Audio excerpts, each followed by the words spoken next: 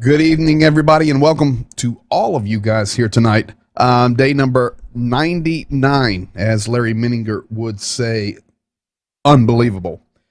Full night tonight, and actually tomorrow already working on, because unless something happens, well, doesn't even matter. They're already in day 100 in Ukraine. So tomorrow Zhenya will be with me as well, live the entire hour.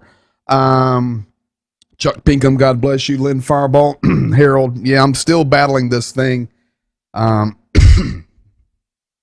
I'm taking my meds. I've got my spray, so we're good to go. Michael Hogan, Semper Fi, Dallas. God bless you, my friend. I think you're in New Hampshire. Rick Barry, Ricochet, blessings to you, sir. Jeffrey Burnett, Forest Hill, California. Julia V. Augustine, that's repping Greensburg, Harrison City, and Jeanette, Pennsylvania. Ted Link, bless you. Angie Kuhn, Irwin, PA. Watching, praying, believing for freedom for Ukraine. Don Gentilini, God bless you. PG, Victory, Ukraine, united with you. You know what? I'm going to have to get Don Gentilini on the program. This guy lived, he and his wife, serving there during the Soviet Union time. That'll be some key insight. All right, I just had that idea. Get ready, Mr. Gentilini. John McElvey, Alabama. Judy Dallinghouse, God bless you. Carolyn Cabin, Gani King, as always, checking in. Manila, Philippines. Tanya Hilton, greetings from KCMO. That's not the radio station or the TV station. That is Kansas City, Missouri.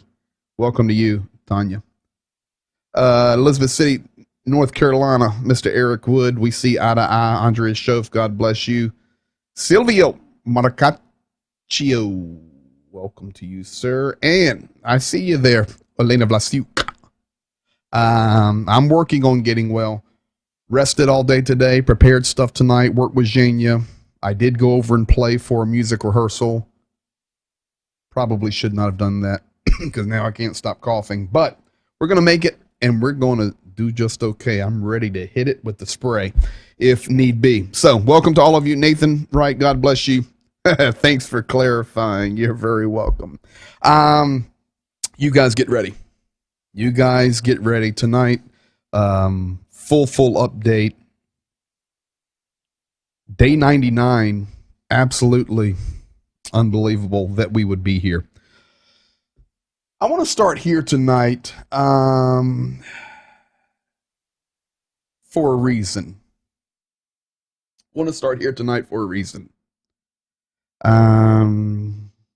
You are correct. Last night tonight, well, it's not the last night for them. They'll just have to be watching from Australia.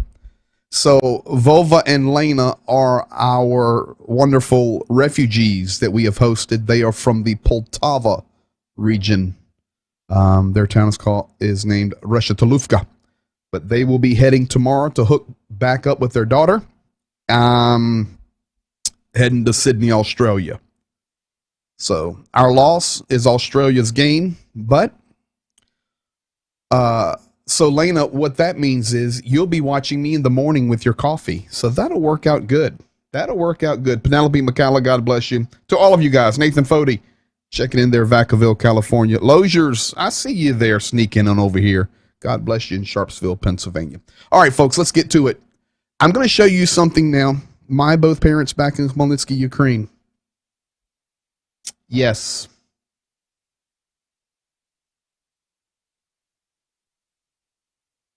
Right there. When I first started going to Ukraine decades ago,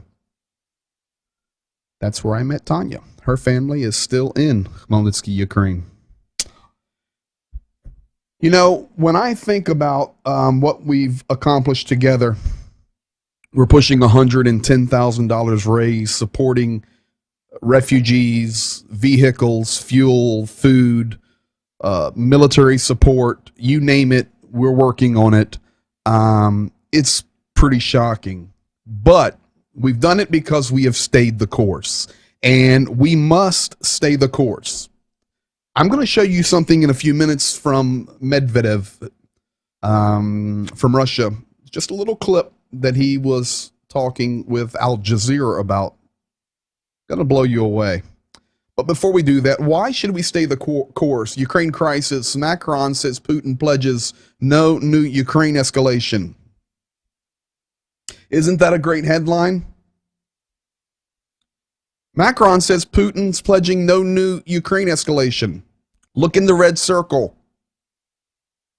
That was the headline on February the 9th, 15 days before the invasion. Let's just review that for a moment. February the 9th, President of France, Macron, talking to President of Russia, Putler, said, Macron, I've spoken with him. No escalation. I've been pledged. It's basically a promise. How's that working out for us now? 99 days into this war, and the invasion, which is wave 2, you guys are educated, you know all about it, would have happened 15 days later. What does that mean? That means we must stay the course. This is not going to work out the way that other things have worked out in history, where it just kind of rises and falls and everybody kind of goes back home and rebuild and go on with life. It's not going to happen. In fact, it's going to go further and further and further. I hate to be the bearer of bad news, but that's what's going to happen. It's going to go further and further and further, because not only do you have the military aspect, not only do you have the desires to rebuild the Soviet Union, no matter what they're saying, that's the desire, but most importantly, we also have the biblical side, the prophetic side, the things in the Word of God that Jesus said there would be days like this, wars, rumors of wars. When you see these things happening, look up, get ready. Things are going to change, and we see that now. And tonight, as always, we've called it a holy war, a religious war, an unholy war. Where is there alive? Yeah, we're live. Regardless of what you say or what you think, this has biblical proportions. Therefore, we must stay the course. We must stay the course. Let's go here first. I'm going to go to the map for 1 second here. Of course, actually, I could show you here, and it may even be better. Save me a little time and vocal work, but let me go there for you guys. Here. As you can see, basically nonstop shelling along the entire front line. I know reports are coming back and forth about Severodonetsk, and we're going to look at that in just a moment. But right here, it is non-stop shelling, non-stop air runs, non-stop bombing. And to be quite honest with you, Russia's making some pretty good pushes. Do you guys remember when, 3-4 weeks ago, we talked about this location? Let me zoom out on it. Come back. We talked about this location right here, Izum. Russia was just moving into the north, and now you can see the push and the wraparound. The other thing I want to draw your attention to is this pinch right here is getting closer. We're down to about 7 miles now across this Ukrainian-controlled territory, and if you really get in tight here, Severodonetsk is taken. And I know they're pushing back, but I told you guys last night, it's taken. Severodonetsk has fallen. Yes, there are some troops still hanging, but for the most part, the Ukrainian troops have pulled back to defensive positions here in Lysychansk. I've told you guys that Severodonetsk, population of 100,000. Lysychansk, it's like a twin little town, population 100,000, but Lysychansk is up on the hill above the river. So Ukraine has a good position here. Looks great. My concern is, coming back out, is the pinch in behind them. And you can also see the push here coming in from the southeast toward Lysychansk. We'll see, but that's really the hot zone. Now, how about talking about Severodonetsk? I'm going to give you a couple of video updates on Severodonetsk, but how could we make it without looking at the lunacy of the Chechen millionaire, who is the face, the TikTok face of the Chechen soldiers, one of Putin's cronies. You know him. How about what's happening with Don today? Let's see. Ассаламу алейкум, приветствуем всех. Вот сейчас смотрю, Россия-24, они рассказывают про Северодонецк. Типа 30% там освобожден или 20%. Жилой сектор полностью под контролем наших бойцов. И те люди, которые далеко от Северодонецка, минимум 160 километров, они делают такие эфиры. Это вранье. Вот, на промзоне да, есть чуть-чуть, остались шайтаны, там был большой взрыв, и мы проверяем, что дальше. Так что проверяйте, о чем вы говорите. Надо говорить людям правду, а не врать. Как-то так. People need to be told the truth and not lied to, Don. There was an explosion. He was telling the truth there, but it was not from Ukraine. Today, Russia as well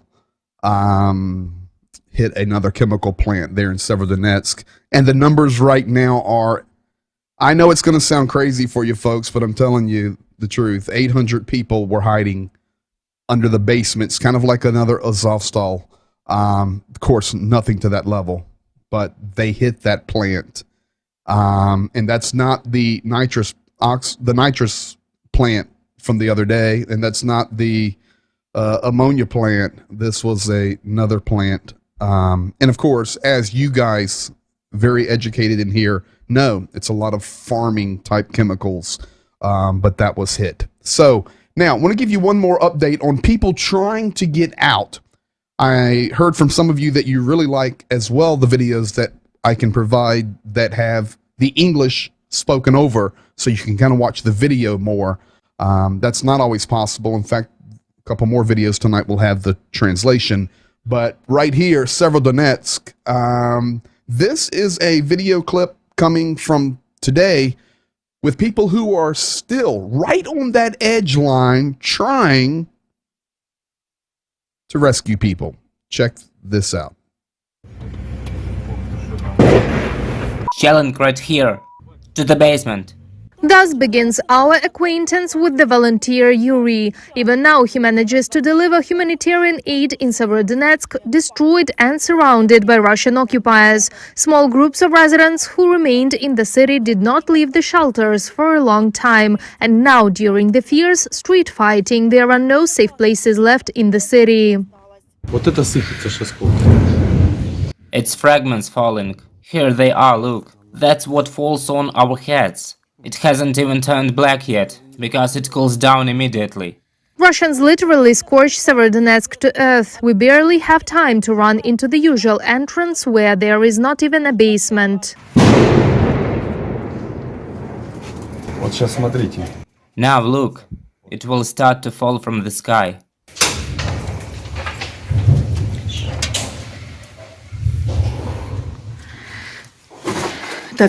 Is it from a projectile? Mortar. И ты вот так And you deliver aid like this every day under such shelling? каждый день. Every day. Ну, люди кушать готовят. Well, there are people are cooking, but it hits. And then where did all these victims come from? Where did the wounded come from? Because people are trying to survive somehow. There is no electricity, no water. Look, they cook on fires everywhere. And now maybe someone needs help to be taken to the hospital, but we can't break through to them. They just destroyed such a beautiful city, destroyed people's lives. We lived in peace, and they just destroyed it. And in the basements where they are bombing now, 37 people are sitting, 40, also children. They don't want to leave. Yuri's loyal helper is a Shar-Pei nicknamed Ben. The dog is so used to bursting shells that it sometimes even runs out of the entrance right during the shelling. Бен, иди сюда. Ben, come here, come here. Go to the basement, right? And now left, Pau. Давай. Давай. Now give me 5. Он постоянно со мной. Когда выстрел смотрит на меня и на подвал, на меня и на подвал. He's constantly with me. When a shot is fired, he looks at me and at the basement. At me and at the basement. Sometimes it happens he runs to the basement himself and then looks out from there. And this was a rocket. It flew. That's my baby. Yeah, Ben. Where's the bombing? Who's there? A stranger? Sit down. Wait. It's been a bad couple of days. The shelling was all over the city. I mean, there was not a single yard, not a single place that was safe. After 2 hours at the entrance, when the shelling subsides for a while, we come out into the street. The opposite house is on fire. Вот так вот российские оккупанты. This is how the Russian occupiers do not allow us to take humanitarian aid to the hospital, where 3 doctors, 1 intern and 7 nurses remain till this day. We hardly managed to get to the hospital until the next day. Ровно год назад я проходила Exactly 1 year ago, I was undergoing treatment in this hospital and stayed on the 6th floor, literally in that ward of this medical facility. Today, the hospital is in ruins. Several shells flew into this building. You can see the consequences of the actions of the Russian occupiers. вот такими вот снарядами усеяно. These are the shells that litter the medical campus in Severodonetsk. The shell did not explode. Those that do bring irreparable damage to the medical campus. Behind me you can see one of the buildings, and in the background you can hear explosions of such shells nearby. All 10 buildings of the medical campus are severely damaged, and it is very, very difficult to help people here. Right in the corridors, bleeding civilians are given first aid, and then they are being sent to the nearest city that is safer, for example to Bakhmut or Dnipro. Inpatient treatment in Severodonetsk cannot be provided under constant shelling, without water, electricity and gas. A few days ago, 3 local doctors went missing. Their car was found blown up. Nobody knows how long the medical facility will operate in such conditions. The city is already partially occupied by the Russians. Their goal is to completely capture the temporary regional center of the Luhansk region. Reported by Marina Stepanenko, Anastasia Volkova, UATV News.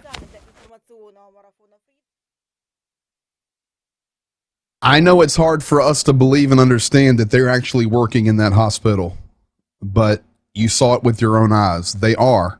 And there are still people there. And, you know, that video was yesterday that I had processed and into today. They're probably occupied now. It's unbelievable. You sit here as an American or from another nation, if you're watching, and go, how on earth are they working in that hospital? They are. And I know the big question is, why haven't they left? It's 100,000 people in that city. It's not as easy as you think, especially for the older people. I have a video that I received today. Was unable to translate it in time. I will, because it's not time sensitive, but It's an older gentleman trying to explain to people why they don't leave. And the reason is, number one, it's their home. If your home was being invaded, what would you do? I know it's easy to say, well, I get in my car and leave. Would you? Maybe, maybe not. Secondly, he says most pensioners, those folks in their 60s and their 70s, maybe late 50s, they have nowhere to go. They can't get out. Transportation is down. I mean, you've got thousands of people, and as of yesterday, we had maybe one van leaving, and then the Ukrainian government shut that down because it was too dangerous. And the maximum they could have in that van was about 30 people. Takes a long time to transport thousands when you're carrying 30 at a time. So that's the deal there, folks, today with Severodonetsk. This right here, very interesting. 7 greatest friends of Ukraine. This was released today, the list on the left. And they go through the categories of basic support, recognition of genocide, Russian diplomats being expelled, assistance to Ukraine financially, part of the percentage of their GDPs, visits to Ukraine by state representatives, whether presidents, prime ministers, or parliament members, whatever. The 7 closest friends are Poland, number 1, the United States, number 2, Estonia, Latvia, Canada, Lithuania, and the UK. Pretty interesting there. You've got Duda. You've got, of course, the United States. You've got Estonia, Latvia, and Lithuania, the Baltic states. You've got our great neighbors to the north, Canada. And you've got Boris Johnson. Folks, that's about it. That's about it. And you know what? That's another good point there, Medic Trevor. You're exactly right.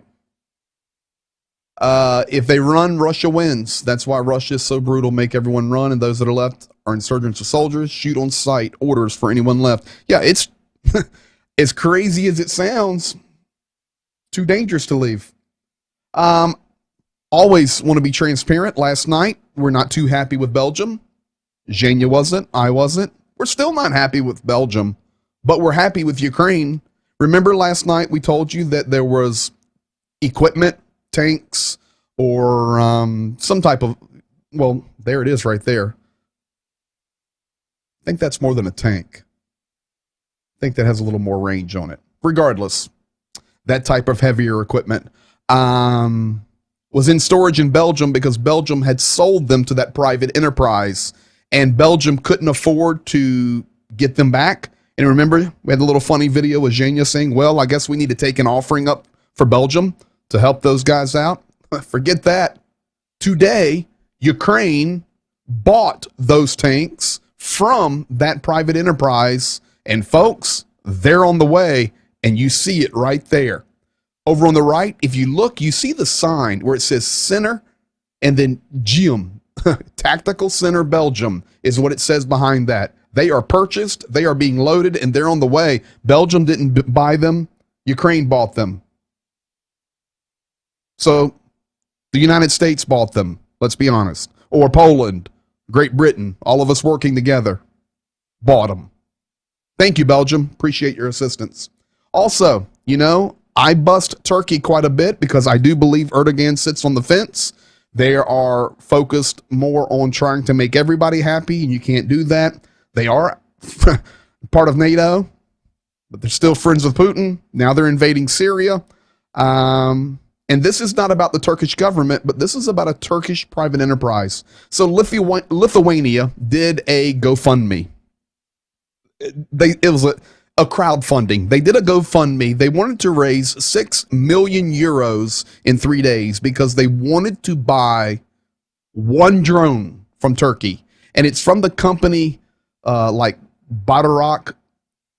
Well, they raised people 6 million euros in 3 days. And here was the tweet. Here it is, our Lithuanian, Turkish Bayraktar, that's the name of it, that drone, for Ukraine, for which Lithuanians raised almost 6 million euros in 3 days. Now, the story gets a little bit better.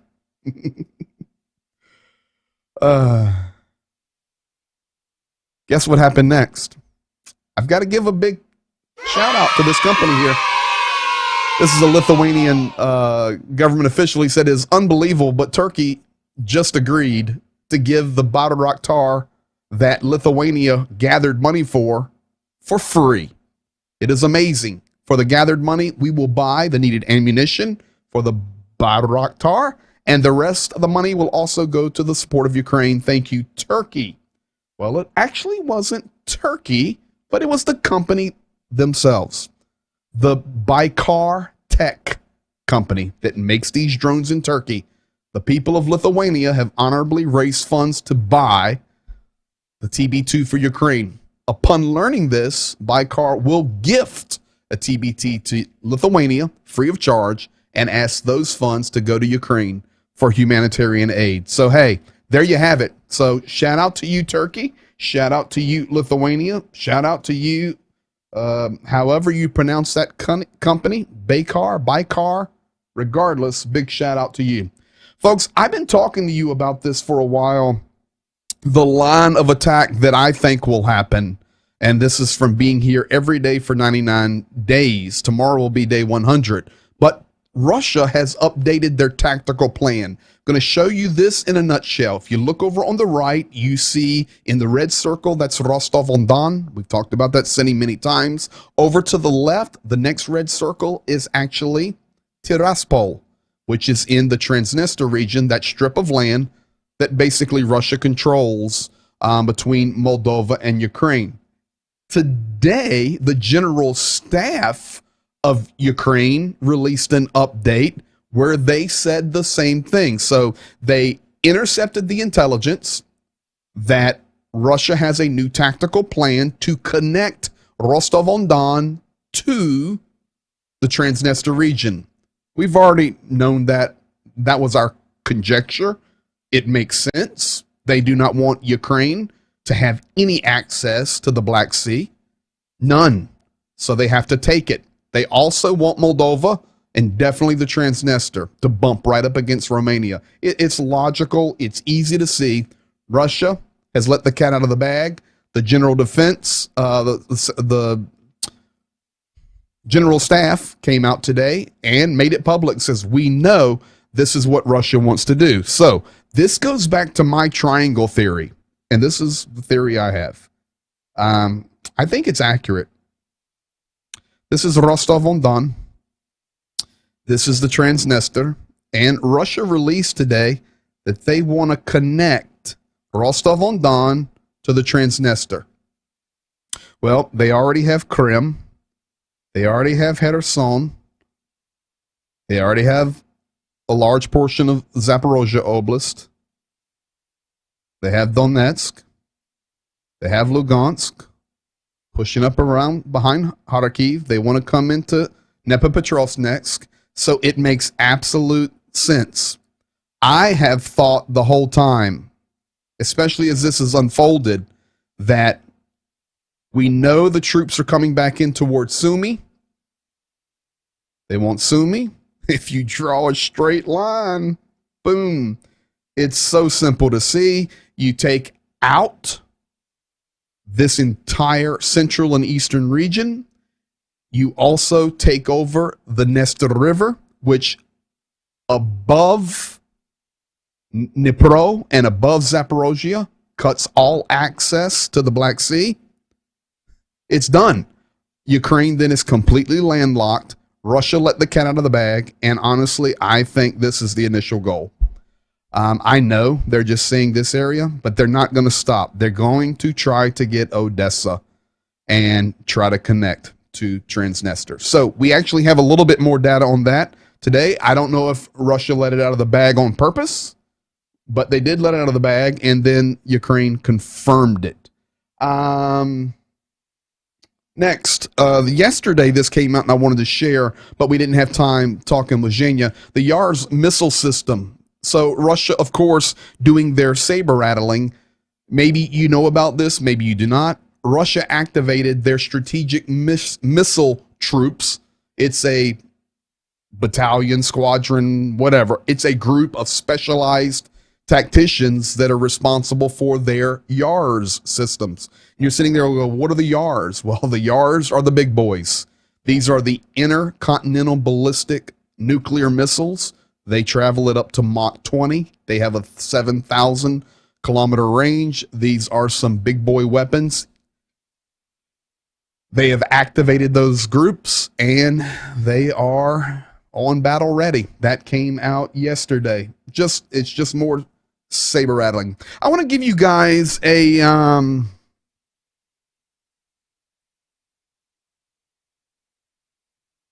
let's see here. I want to give you guys a website that you can use. This is what Ukraine needs to end the war. And I will pull it up for you right here. The website is save, SAVEUA list.com. SAVEUA list.com.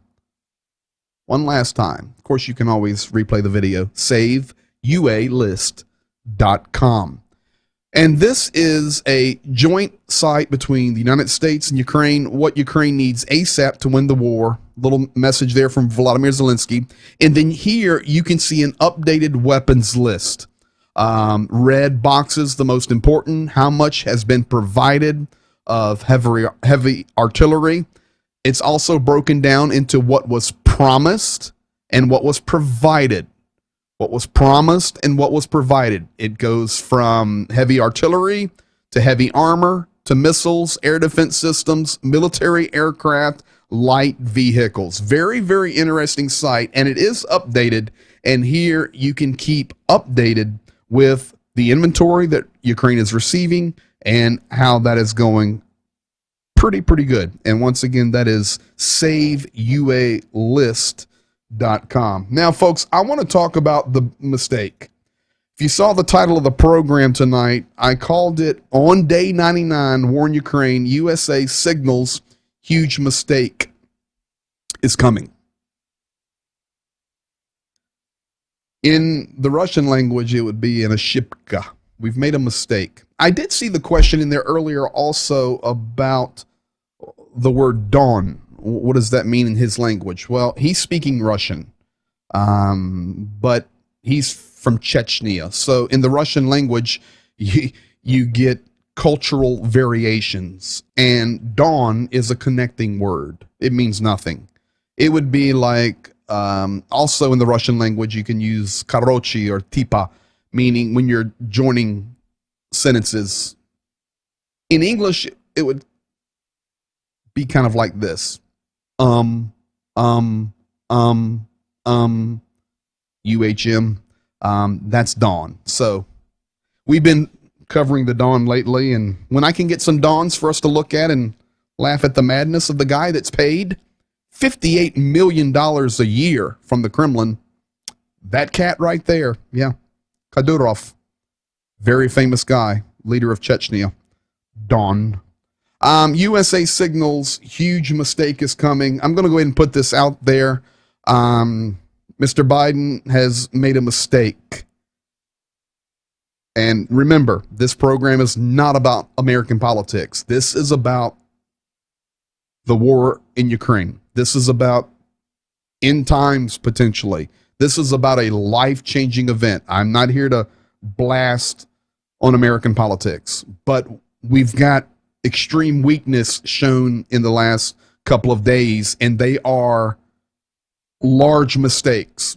It's not even logical that you would say these things, but they've been stated. So Joe Biden said, "We do not seek a war between NATO and Russia. As much as I disagree with Mr. Putin and find his actions an outrage, the United States will not try to bring about his ouster in Moscow." So that is a complete change on about 45 days ago when he was called the butcher and he needs to be taken out of office. And you just need to hear me. Russia pays attention to every detail. It's a part of the culture. Do you remember how difficult it was for us to purchase a van? We raised the money, it's in hand, and Zhenya and Andrew riding all over Europe to find the right van. It took us like 3 weeks or a month to buy the van. Why? Because of attention to detail. And they knew what they were doing. We got the perfect van. Well, Russia pays attention to every word.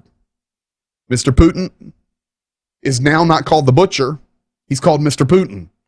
And secondly, I'm not going to try to bring his ouster so long as the United States or our allies are not attacked.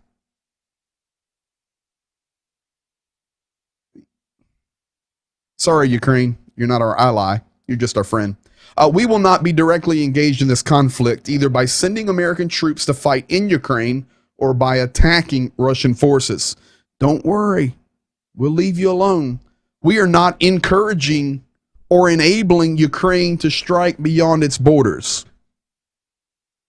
I'm quoting, folks. I wrote it down for you. We do not want to prolong the war just to inflict pain on Russia. But it's okay if Russia melts Ukraine.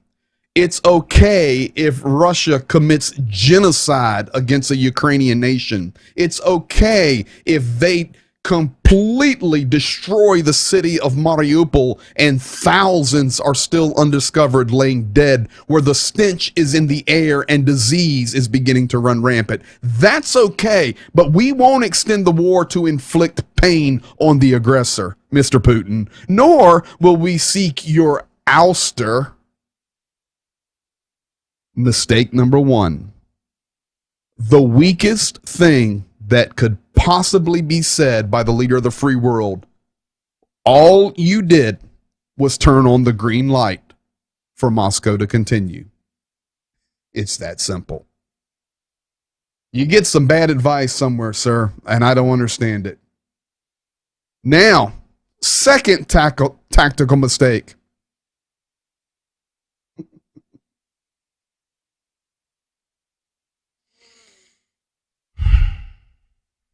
This is on the United States, and this is on the EU. Biden sees, and I pulled this headline off. I don't use headlines, but I pulled this one. Biden sees no quick fix on gas cost, what you're paying at the pump, weighs Russian crude price cap. Europe moving to wean itself from Russian crude purchases, we know, maybe by 2023 to a degree. Biden says some sales potentially allowed at capped price. President Biden announced his readiness to buy Russian oil conditionally. Against the background of Russia's full-scale military invasion of the territory of independent Ukraine, U.S. President Joe Biden said that the U.S. and the EU are discussing the possibility of purchasing Russian oil, but on the condition that the price is below the market price. Europe has decided, I'm quoting, folks, quote, Google it. Europe has decided to further cut down on Russian oil purchase. There are many considerations that can be made. Perhaps even continue to buy oil, but at a limited price. Sir?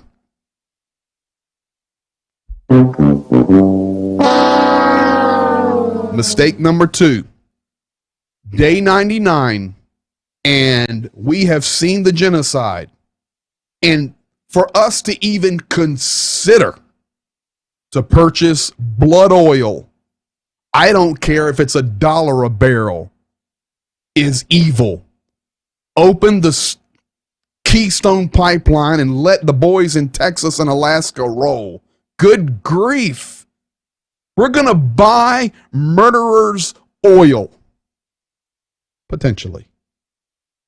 Quote, Google it for yourself. I'm just telling you the truth. But I'm here to tell you that every word that is breathed. How do I know that? How do I know that? I have proven it to you for 99 days. Do you remember when at least every 2 or 3 nights I show you what we've called the nuts in the propagandist in Russia, the Solovyovs and the others that are his cronies?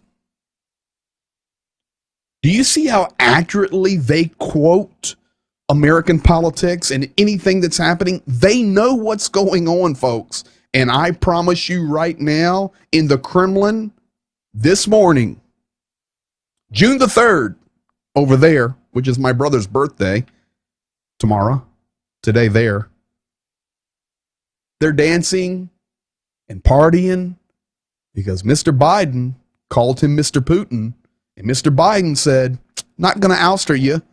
And Mr. Biden said, oh, we're not going to provide anything that can reach into Russia. Hello, a hand grenade can if you stand on the border. Bonkers. And finally, we may even consider buying some oil at a discount. Are you kidding me? What planet, not only you, but the European Union, what planet are you guys on? It's not this one. American HIMARS are already in Europe, so we can give a congratulations and a cheer for that one. According to U.S. Deputy Secretary of Defense Colin Powell, before the transfer of equipment takes place, the United States will conduct training on the use of systems for Ukrainian fighters. I can already tell you that the Ukrainians are being trained on it already. They've been trained and they're continuing to be trained. HIMARS can hit targets up to 70 kilometers. Also, the United States is sending the mobile MLRS, ammunition, 5 anti-artillery radars, 2 air surveillance radar systems, 1,000 missiles for anti-tank systems, javelins, and 50 launchers, 6,000 units of anti-tank weapons, 15,155 millimeter artillery shells, 4 Mi-17 helicopters, 5 tactical vehicles, plus parts and equipment. Listen, if we're doing all that, good grief, let's just end this thing. So maybe you're in here tonight and you go, hey, PG, what do y'all keep talking about these HIMARS? Here you go. In fact, a couple of guys in this are Ukrainian that are being trained.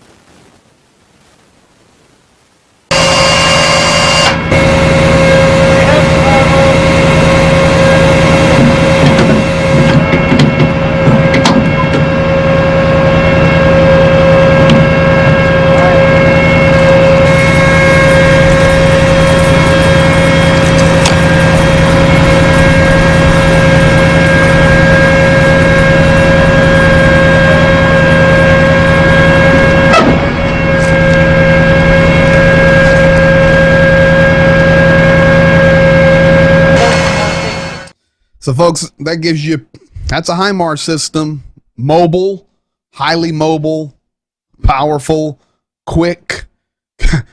You see how fast the hydraulics moved on that thing?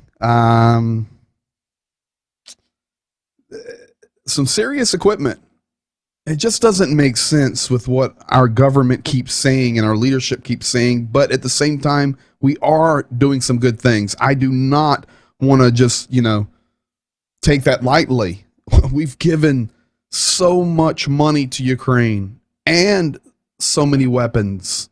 We've done a good job, but in spite of ourselves, and if it's unbelievable, but it's very dangerous. These signals, that's better than loading them by hand. You can bet on that. Now we get to the next phase. Okay, and I'm going to tie this all together in a bow tie for you. I may have to hit the chloroseptic. Feeling it. All right. I'm going to tie this in a bow tie for you now of why I called the program tonight. There's a mistake happening. So not only do we have the weakness coming out with many of the statements made, but then we have to go to the what is that? Well, in Russia they have TASS, Pravda. Yeah, the news there. Newspaper called Pravda. Pravda. In the Russian language, that means truth. So they have Pravda. Here in the United States, we have the New York Times. The New York Times is just a part of the same mess. And just to be honest and polite, it's just a disaster. This is the same news organization that Kuleba, the foreign minister of Ukraine, and Podolyak had to come out and just rip because the New York Times came out and just said, listen, Ukraine, get this over with and give Russia some land and let's everybody go back home. And just ripped them. Now, New York Times puts out a message, deliveries. Now, I agree with some principles here, and I'm going to show you why in just a second. But it's just not their place. Deliveries of missile systems to Ukraine may provoke massive shelling from the Russian side, New York Times. The United States stated that there would be no strikes on Russian territory. The same was confirmed by President Zelensky. But in Ukraine, there are territories that Moscow considers its own, such as Crimea or legally recognized Donbass.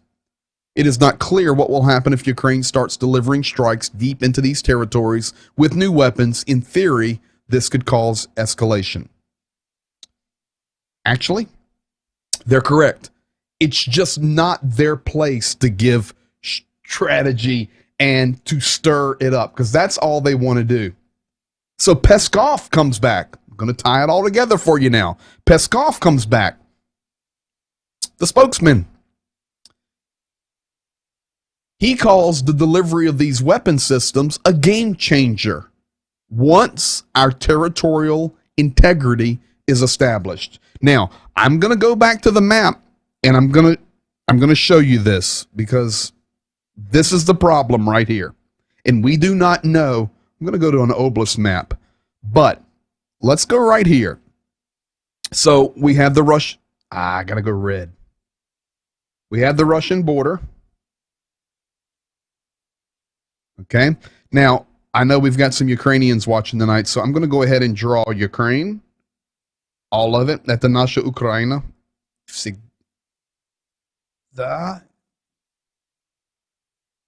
был, есть и будет. Okay, that's Ukraine. Now, Russia has stolen Lugansk, basically, Donetsk, most of Zaporozhye, Kherson, pushing up under Mykolaiv, and Crimea, and decent section of Kharkiv, and pushing into Donetsk.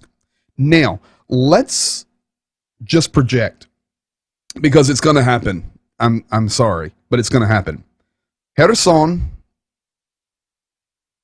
by July, they're voting that Kherson would become, now pay attention to this, not an independent republic with allegiance to Russia, but a territory that is Russian. Remember a couple of days ago, I showed you where Russia had posted a border on the Kherson line on the north side with the Russian border check and the Ukrainian check. So come July, they do not want a referendum to make it a autonomous republic with allegiance to Russia, because that's what Crimea is now. It's an autonomous republic. That's how they're getting by with this. Lugansk, autonomous republic. Donetsk, autonomous republic. But as soon as they started talking about that with Kherson, Donetsk and Lugansk both came out and said, well, listen, we don't want to be autonomous republic. We want to be Russia. So then this will happen to Zaporozhye. Now, let's project ahead 30 days from now, and we're at day 130. We're moving into July. A referendum happens, which will be fake, which not real. But the next thing you know, Kherson, Lugansk, Donetsk, they're not autonomous republics now. Now they're Russia. Sorry, my Ukrainian friends, they're not really Russia, but they're calling them Russia.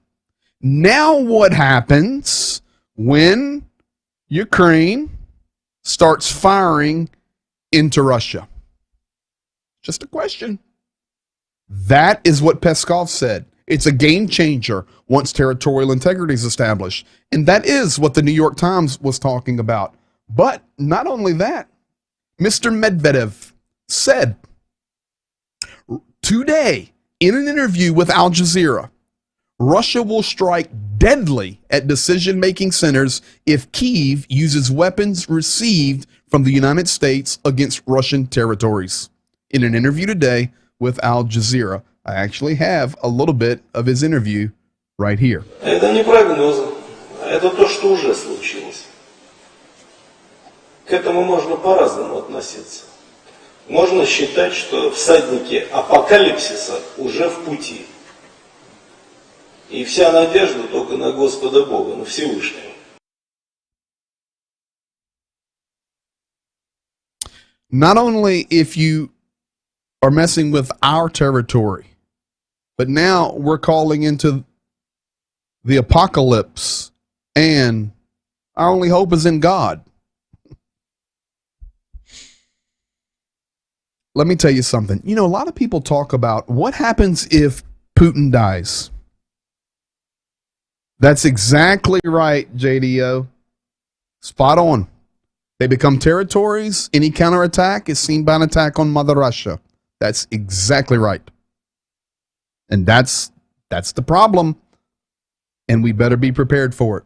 Many people say, you know what? What if Putin gets if Putin gets taken out and or dies, what's going to happen? You're looking at him. You heard it here first. Medvedev will go right back in. I'm telling you, and let me tell you something. He's no better. If anything, he's worse. And I know you're saying, hold on, how can you say that? Look it up. People keep going, just if Putin would die.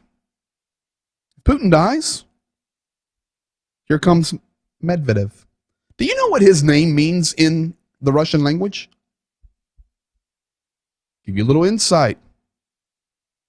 The bear. You see, in the Russian language, the word for bear is medved. The root of his family name? The bear. You couldn't draw this out on a movie script. Mariupol. Arostovich came out today and said up to 50,000 dead. Let that sink in a second. 50,000. Scores unaccounted for. No DNA. Russia's sharing no information. Corpses are everywhere. And disease is rampant in the city because there's no electricity, no water, no health, nothing but the mobile propaganda trucks. And we're getting ready to have a serious disease disaster in Mariupol. But remember, last night, Shamanov said, we'll rebuild Mariupol. That's the truth there on Mariupol, folks. And finally, Neil Hauer. We have lots of folks in from Canada that watch. Neil Hauer is a Canadian journalist. I just wanted to share this with you as we close out tonight. He said, Ukrainian troops are fighting for every inch of land in Donbass. They are giving everything trying to repel a foreign invader set on destroying them as a people.